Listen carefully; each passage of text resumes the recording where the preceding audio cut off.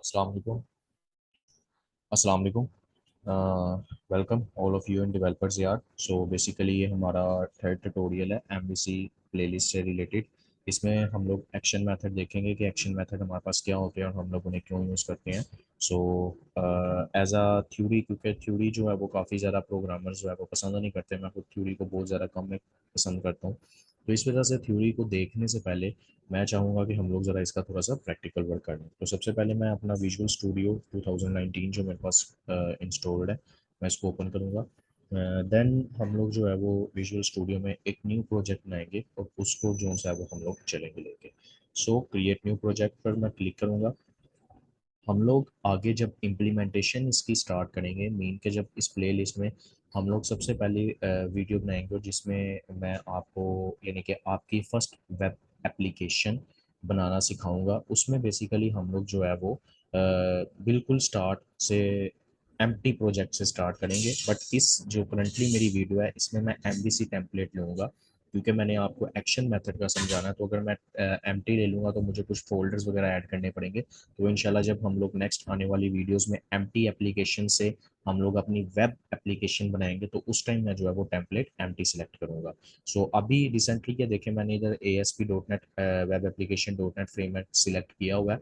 अगर आप बिल्कुल स्टार्टिंग पे हैं तो आप लोग ऊपर सर्च बार पर जाके इधर टैप कर सकते हैं ASP.NET, देन उसके बाद वेब एप्लीकेशन।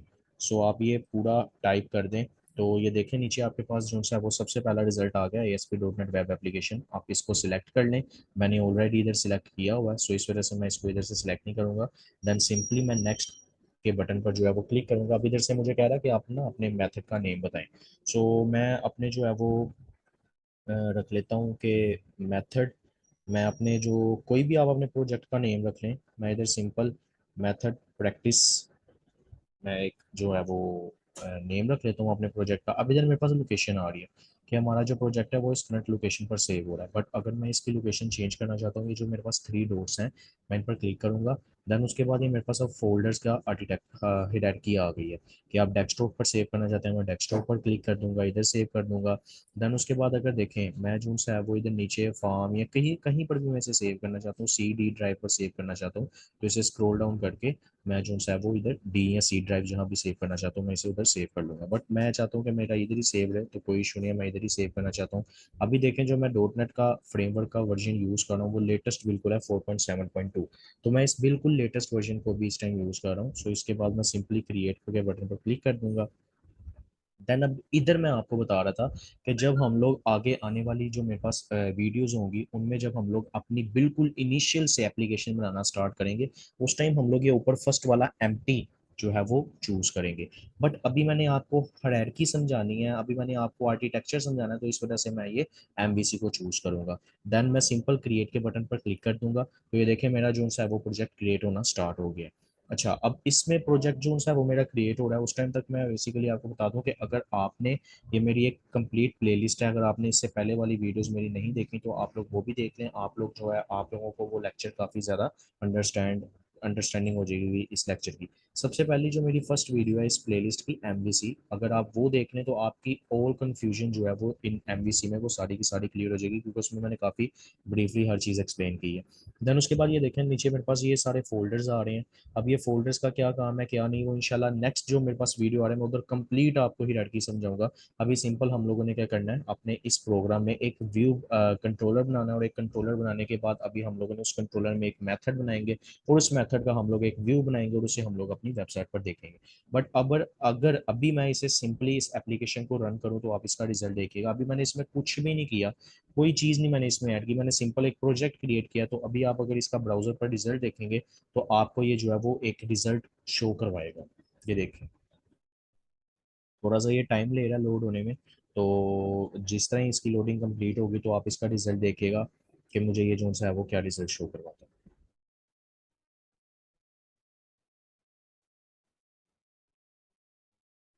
अच्छा, अब ये देखें मैंने इसमें कोई चीज़ नहीं ऐड की। ये एमवीसी ने मुझे सिंपल एक जो है वो टेम्पलेट जो है वो जनरेट करके दिया है, जिसमें मेरी एप्लीकेशन का नेम इधर अभी कुछ भी नहीं है। तो अगर मैं सिंपल इधर क्लिक करूंगा मुझे इधर ही रहने देगा।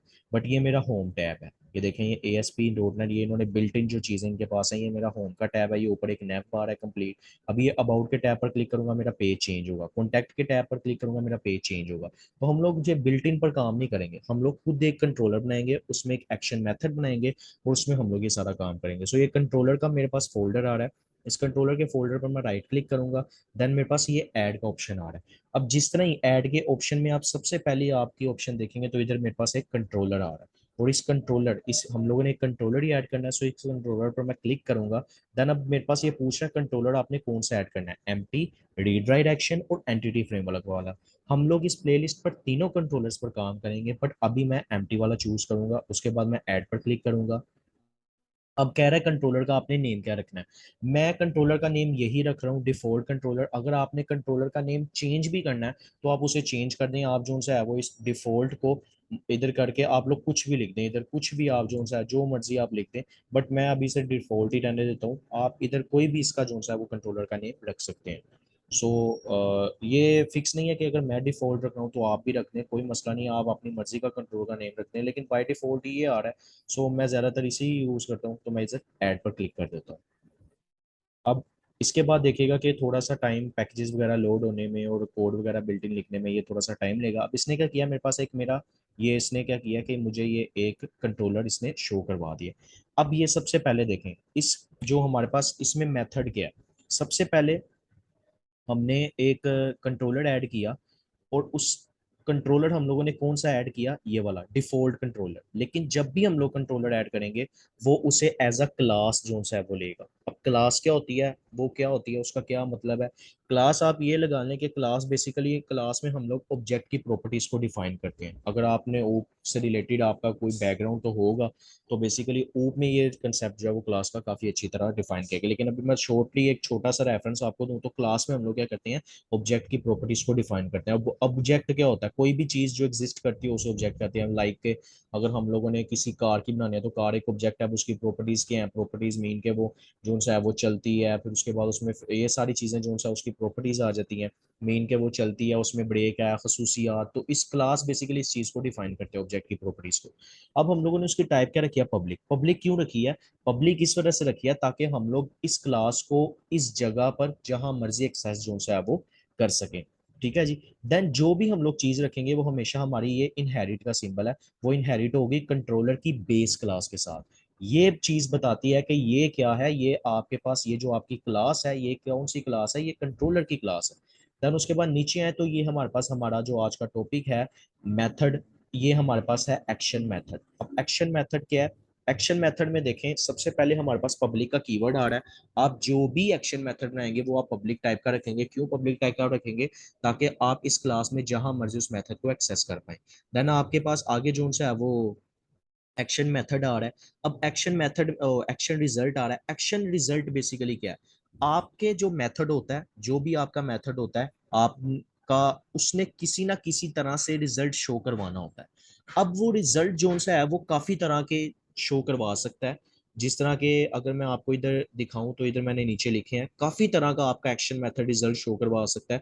व्यू रिजल्ट करवा सकता है, एम्प्टी रिजल्ट करवा सकता है। तो ये बेसिकली टाइप्स हैं।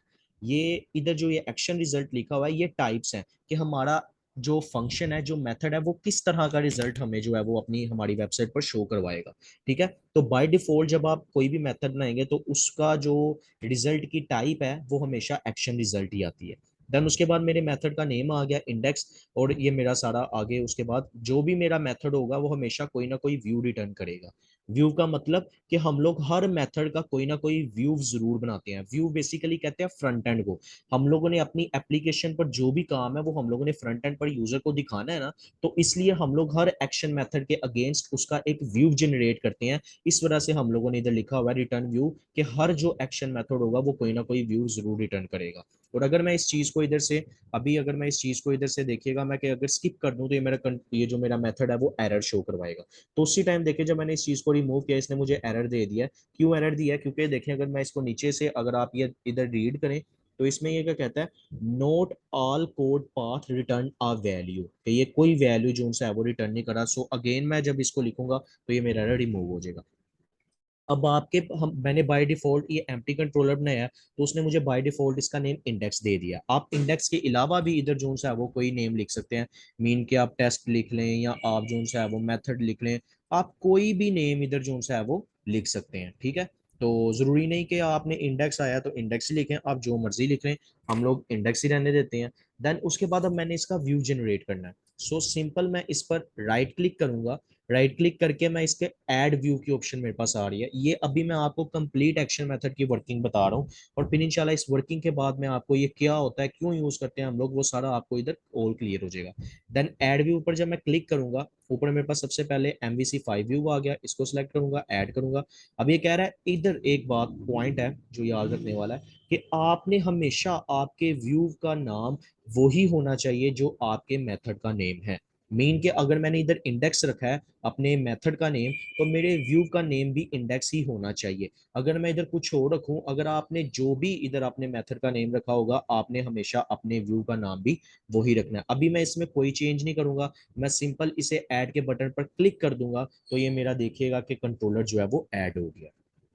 अभी अब ये देखें, ये मेरा जो कंट्रोलर है, सॉरी, वो मेरा ये ऐड हो गया है। अब इसे जो सा है वो हम लोग सेव कर लेते हैं। सेव करने के लिए जब भी आपने कोई कोड या कोई प्रोग्राम आपने लिखना है, तो आपने हमेशा कंट्रोल S प्रेस करना है कीबोर्ड में से, या आपने ऊपर ये ब्लू कलर का आपको सिंबल नजर आ रहा है, अगर आप इसको भी क्लिक करेंगे तो आपका प्रोग्राम सेव हो जाएगा।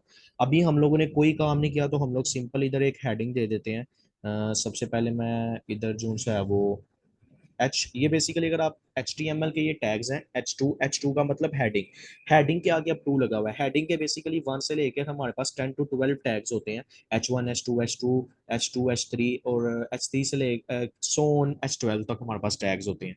ठीक है, इसमें क्या होता है, साइजेस आ जाते हैं, H1 का साइज बिगर होगा H2 से, इसी तरह साइजेस वगैरह आ जाते हैं।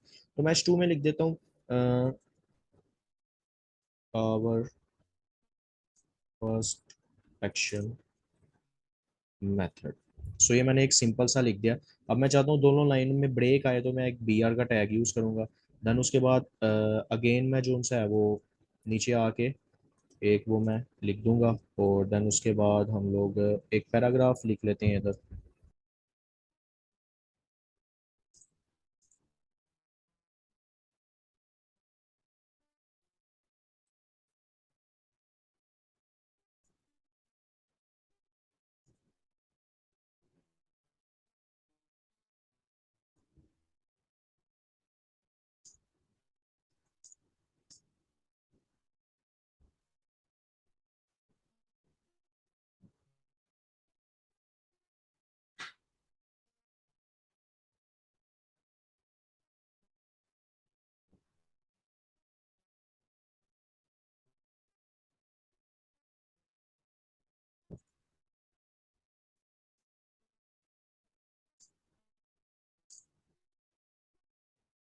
सो ये देखिए, ये मैंने एक सिंपल सा टेक्स्ट लिखा है, और अब मैं जो सा है वो इस चीज़ को रन करते हैं हम लोग।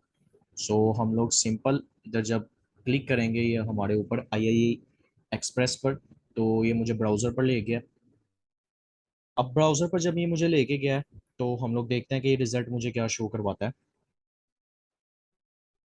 अब ये देखें, अब इधर आप एक चीज नोट करें, अगर मैं इधर टैप करूंगा, तो इसने मुझे अभी भी वही रिजल्ट शो करवाया है जो इसने मुझे पहले शो करवाया था। यानी कि जो अभी हम लोगों ने कंट्रोलर हुड बनाया और जो हम लोगों ने व्यू हुड बनाया, इसने मुझे तो वो चीजें शो ही नहीं करवाई। मैंने तो वो चीजें शो करवानी थी, इसने अभी भी मुझे क्या किया, बिल्ट इन जो इसने प्रोजेक्ट में मुझे टेम्पलेट वगैरह क्रिएट करके दिया था, इसने अभी भी मुझे वही चीज शो करवाई है। तो अगर हम लोग चाहते हैं कि हम क्या करें, कि जो चीज हमने यानी कि जो कंट्रोलर हमने बनाया है हमें वो शो हो, और जो व्यू हम लोगों ने बनाया हमें वो शो हो, तो हम लोग क्या करेंगे, सबसे पहले हम लोग इसको रन करेंगे। देन उसके बाद हमें पता होना चाहिए कि हमारे जो कंट्रोलर जो हम लोगों ने क्रिएट किया, हम लोगों ने उसका नेम क्या रखा है। सो सबसे पहले अगर मैं उसका नेम हम लोग देखें, तो हम लोगों ने उसका नेम क्या रखा है, हम लोगों ने उसका नेम रखा है डिफॉल्ट। आगे कंट्रोलर नहीं लिखना हम लोगों ने सिंपल डिफॉल्ट लिखना है। तो मैं एक स्लैश लगाऊंगा, ये देखें, मैं अगर आपको स्क्रीन को साइज बड़ा करके दिखाता हूँ, तो देखिए मैं स्लैश लगाऊंगा, कंट्रोलर का नेम क्या है, डिफॉल्ट कंट्रोलर। लेकिन मैंने हाल ही क्या लिखना है, मैंने हाल ही डिफॉल्ट लिखना है, कंट्रोलर आगे नहीं लिखना। मैं इधर लिखूंगा DEFAULT। याद रखिएगा, अगर आपका डी उधर कैपिटल है तो आपको इधर भी कैपिटल लिखना पड़ेगा। अगर स्पेलिंग सेम होनी चाहिए, कैपिटल स्मॉल जिस तरह भी है उस तरह लिखना है। अब मैंने कंट्रोलर का नेम लिख दिया, देन उसके बाद मैंने एक्शन मेथड का नेम लिखना है कि उस कंट्रोलर, जो मेरे पास कंट्रोलर डिफॉल्ट कंट्रोलर है, उसके कौन से एक्शन मेथड के रिजल्ट को मैं शो करवाना चाहता हूँ, यानी कि व्यू करवाना चाहता हूँ, यानी कि देखना चाहता हूँ। तो हमारे पास एक्शन मेथड है इंडेक्स। तो फिर अगेन मैं अपने ब्राउजर पर जाऊंगा, ब्राउजर पर जाने के बाद मेरे पास डिफॉल्ट है, फिर मैं एक स्लैश लगाऊंगा और मैं ऊपर लिख दूंगा इंडेक्स। यानी कि कभी भी अगर आपने किसी चीज को एक्सेस करना है तो हमेशा लोकल होस्ट के बाद स्लैश लगाकर आपने कंट्रोलर का नेम लिखना है, और फिर स्लैश लगाकर आपने अपने मेथड का नेम लिखना है, और देन हम लोग जो है वो एंटर करते हैं। अब जब मैंने बेसिकली एंटर किया तो उसी टाइम देखें इसने मुझे क्या चीज शो करवा दिया, इंडेक्स। और जो हम लोगों ने टेक्स्ट लिखा था, आवर फर्स्ट एक्शन मेथड, और then it is the video of our MVC playlist so kindly mean के, ये देखें जो टेक्स्ट मैंने इधर लिखा था, अगर मैं व्यू पर हम लोग जाएं और अब मैं दोबारा उस चीज को इधर शो करवाता हूँ, ये देखें index our first action method, it is the video of our MVC playlist. अब इसको बेसिकली थोड़ा हम लोग जो है वो बेटर कर लेते हैं, बेटर थोड़ी सी इसमें जरा डिजाइनिंग ऐड कर लें हम लोग, इस इंडेक्स को जो है वो खत्म कर देते हैं, और इसे जो है वो मैं H1 टैग दे देता हूँ, इसे मैं पैराग्राफ ही रहने देता हूँ। इधर से हम लोग BR टैग जो है वो फिनिश कर देते हैं। इधर हम लोग ना सिंपल एक बटन ज़रा बना लेते हैं अपने लेआउट को अच्छा करने के लिए। सो इधर मैं अगेन BR का टैग लिखकर इनपुट का टैग हम लोग यूज़ करते हैं बटन के लिए, input. So input and then space type, type उसकी क्या है हमारे पास, वो हमारे पास बटन होगा, ठीक है। और उसमें हमारे पास वैल्यू मीन के उस बटन में क्या टेक्स्ट लिखा होगा, तो हम लोग कहते हैं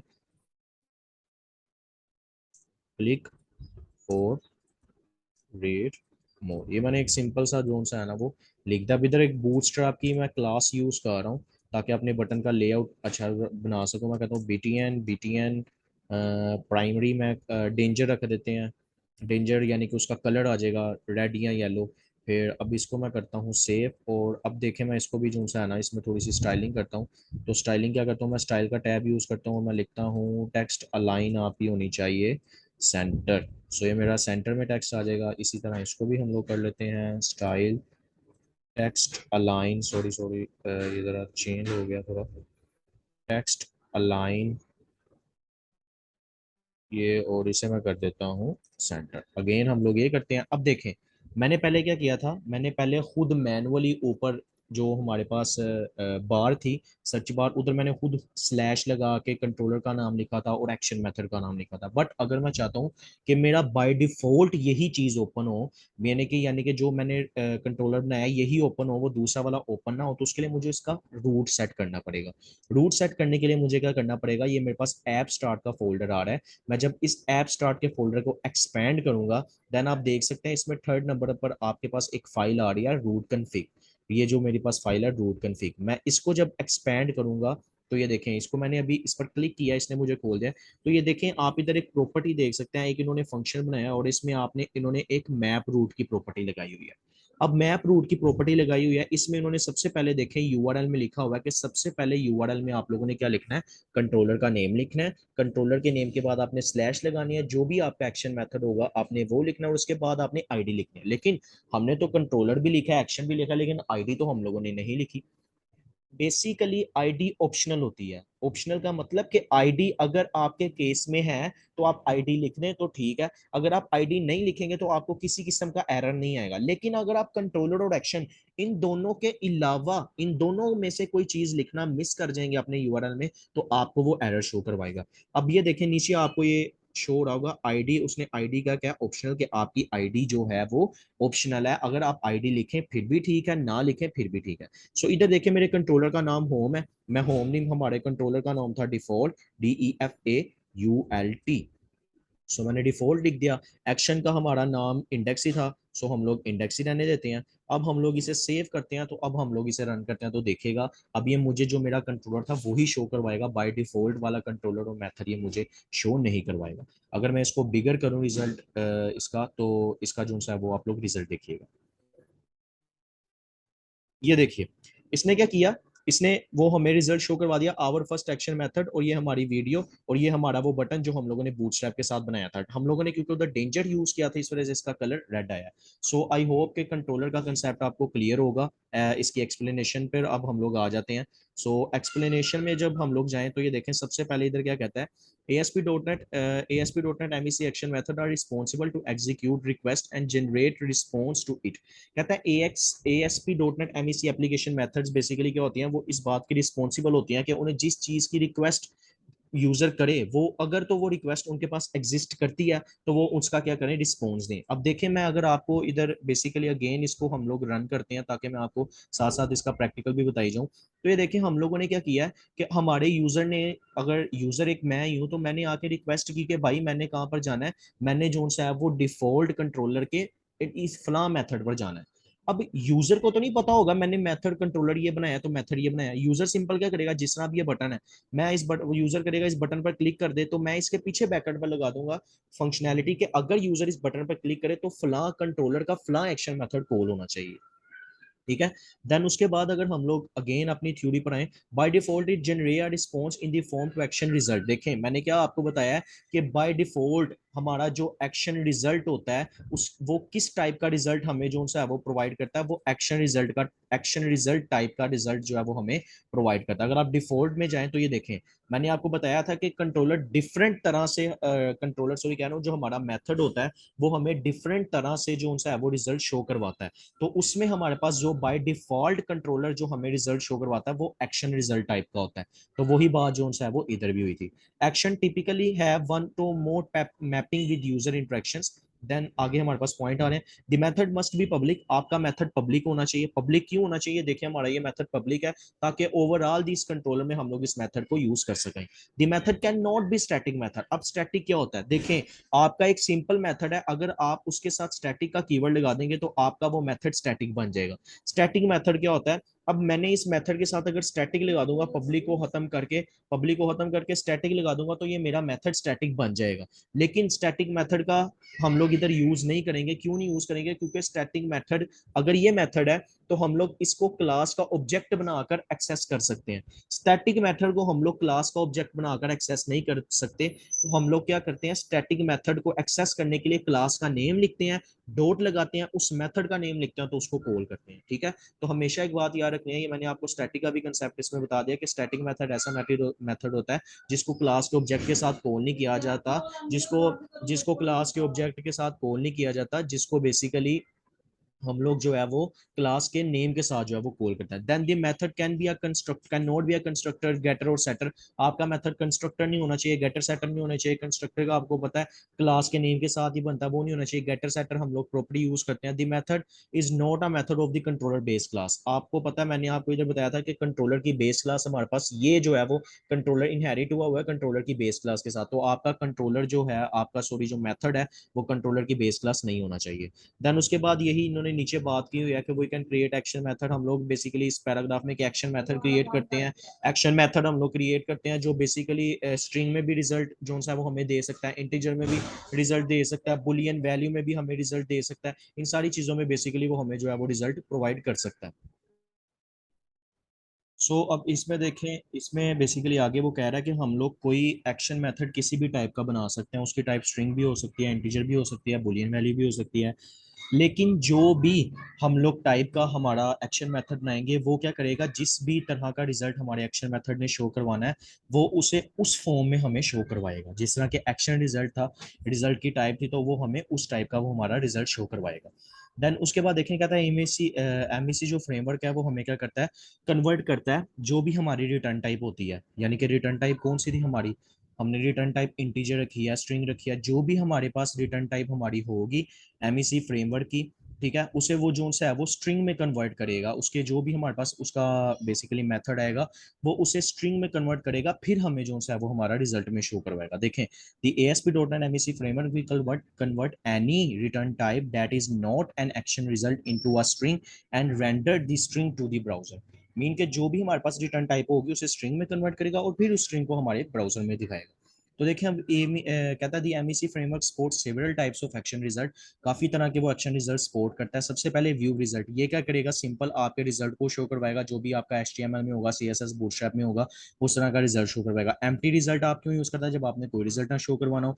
रीडायरेक्टेड रिजल्ट आप लोग को क्यों यूज करते हैं, रीडायरेक्टेड रिजल्ट आप लोग उस टाइम यूज करते हैं जब आप लोग चाहते हैं कि जो भी हमारा रिजल्ट है, जब यूजर इस पेज पर आए, इस पेज पर आने के बाद वो दोबारा रीडायरेक्ट हो जाए किसी दूसरे पेज पर, तो उधर जाके उसे वो ये रिजल्ट शो। रीडायरेक्ट रिजल्ट का मतलब कि आप लोगों ने जो यूआरएल लिखा होता है वो उस यूआरएल पर वो रिजल्ट नहीं देख पाता, यानी कि उस लिंक पर वो रिजल्ट नहीं देख पाता, बल्कि वो उसके अलावा किसी दूसरे लिंक पर जाके वो रिजल्ट देख पाता है। जन जेसन जो है ये हम लोग एजेक्स एप्लीकेशन जावास्क्रिप्ट में यूज करते हैं। क्यों यूज करते हैं इसको हम लोग आगे देखेंगे। देन जावास्क्रिप्ट रिजल्ट आपको नेम से पता चल गया होगा, जावास्क्रिप्ट में यूज करते हैं। कंटेंट रिजल्ट हम लोगों ने जब बेसिकली अपना टेक्स्ट काफी ज्यादा शो करवाना हो, उस टाइम हम लोग कंटेंट रिजल्ट को यूज करते हैं। फाइल कंटेंट रिजल्ट होता है, ये जब हम लोगों ने बेसिकली जो भी हमारी फाइल डाउनलोड वगैरह हो जाए उस टाइम इसे यूज करते हैं। फाइल पाथ रिजल्ट हमारा क्या नाम है, जब भी ऊपर वाला सिंपल था कि हम लोग बेसिकली फाइल को डाउनलोड करते थे, उस टाइम फाइल को डाउनलोड कर जब हमारी फाइल डाउनलोड हो जाए वो हमें नजर आए, इसलिए हम लोग इसे यूज करते थे। फाइल पाथ रिजल्ट के आपकी फाइल जब डाउनलोड हो तो उसके साथ उसका पाथ भी है, उस टाइम हम लोग ये यूज करते हैं। देन लास्ट पे आता है फाइल स्ट्रीम रिजल्ट। ये इतना ज्यादा बेसिकली यूज तो नहीं होता, बट इसका क्या काम है, क्या इसका है, इस पर हम लोग एक सेपरेट वीडियो जो है वो जरूर बनाएंगे। सो आई होप इंशाल्लाह आपको आज का जो है वो कंप्लीट काम जो है वो एक्शन मेथड वाला रिजल्ट जो है वो शो हो गया होगा। सो उम्मीद करता हूँ कि आपको ये सारी चीज़ें समझ आ गई होंगी। अगर इसमें किसी भी किस्म की कोई कंफ्यूजन है तो आप मेरे से कमेंट बॉक्स में जो है वो पूछ सकते हैं। सो ओके, अल्लाह हाफिज़। अगर आपको वीडियो पसंद आए तो काइंडली सपोर्ट कीजिएगा।